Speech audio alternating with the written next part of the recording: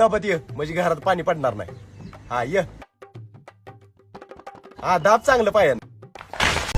तिथं डबऱ्यात पडूस तर बघण्यापेक्षा इथं डोकं लावा. 7 अधिक 3 बरोबर 18. कसं काय 18 येते माहित नाही. 6 अधिक 4 बरोबर 20. कसं येते माहित नाही. बघा 7 गुणिले 3 किती येते 21. 21 मधून 3 वजा करायचं हे 3 किती आलं 18. 6 चौक 24 वजा 4 बरोबर 20. 9 वजा 45